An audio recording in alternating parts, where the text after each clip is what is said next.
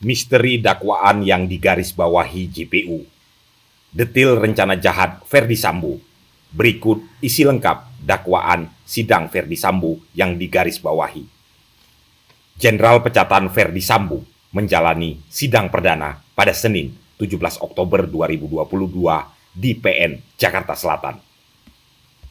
Jenderal Bintang 2 Pecatan itu duduk di kursi terdakwa dengan mengenakan batik dan mendengarkan detil dakwaan dari jaksa penuntut umum.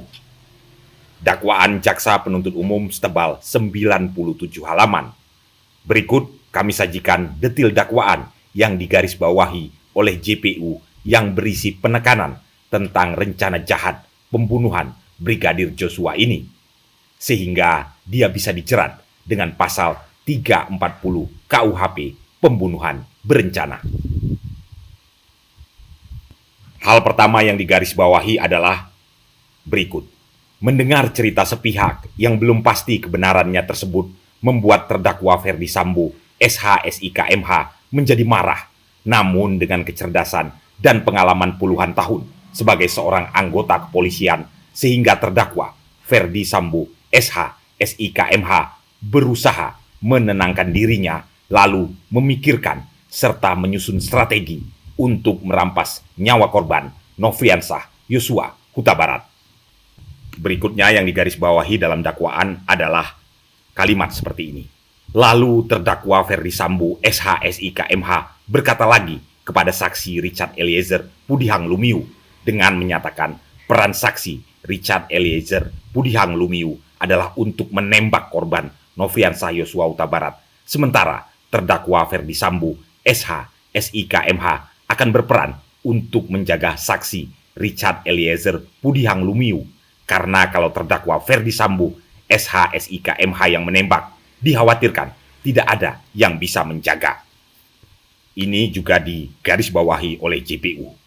Selanjutnya, terdakwa Ferdi Sambo, SH, SIK, MH menyampaikan berulang kali perencanaan penembakan terhadap korban Nofriansah Yosua Huta Barat dan menjelaskan alasan saksi Richard Eliezer Pudihang Lumiu untuk menembak korban Nofriansah Yosua Huta Barat dengan skenarionya adalah korban Nofriansah Yosua Huta Barat dianggap telah melecehkan saksi Putri Chandrawati yang kemudian berteriak meminta tolong.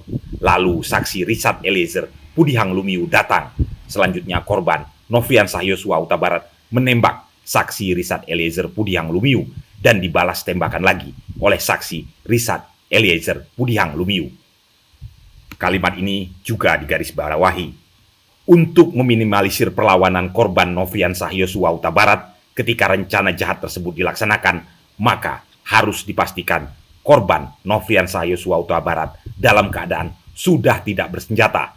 Lalu terdakwa Ferdi Sambo, SH, SIK, MH menanyakan keberadaan senjata api milik korban Nofriansah Yosua Huta Barat kepada saksi Richard Eliezer Pudihang Lumiu. Hal ini juga penting dan digarisbawahi. Ferdi Sambo, SH, SIK, MH sudah menggunakan sarung tangan warna hitam sebagai bagian dari persiapan pelaksanaan merampas nyawa korban Nofriansah Yosua Huta Barat. Lalu dilanjutkan lagi, hal yang digarisbawahi adalah seperti ini.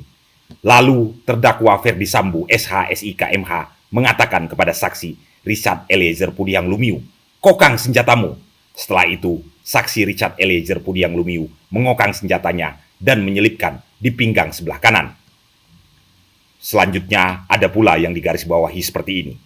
Sedangkan Putri Chandrawati berada di dalam kamar dengan jarak kurang lebih 3 meter dari posisi korban Nofriansah Yosua Huta Barat. Berdiri, kemudian terdakwa Ferdi Sambo, SH, SIK, MH langsung mengatakan kepada korban Nofriansah Yosua Huta Barat dengan perkataan, "Jongkok kamu. Woi, kau tembak cepat, cepat woi, kau tembak."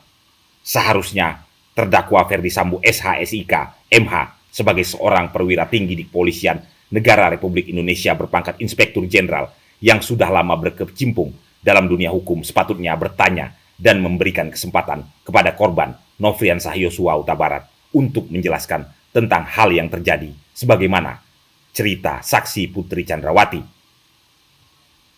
Berikutnya, JPU juga menggarisbawahi hal ini.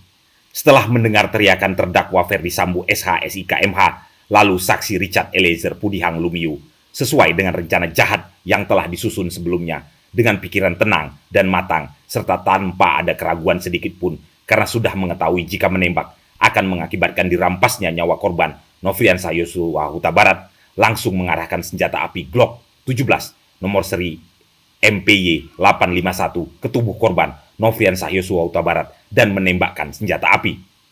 JPU lalu menggarisbawahi hal berikut.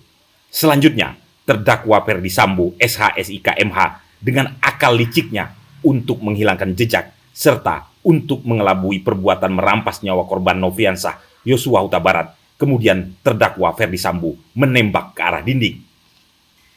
Berikut hal terakhir yang kami sajikan yang digarisbawahi oleh JPU adalah, tidak hanya itu saja, terdakwa Ferdi Sambo SH.SIK MH berpesan untuk peristiwa di Magelang tidak usah dipertanyakan. Kita sepakati, kita berangkat mulai dari peristiwa di rumah dinas Duren 3 nomor 46 saja. Terakhir, terdakwa Ferdi Sambo SH.SIK MH mengatakan, baiknya untuk penanganan tindak lanjutnya di Paminal saja.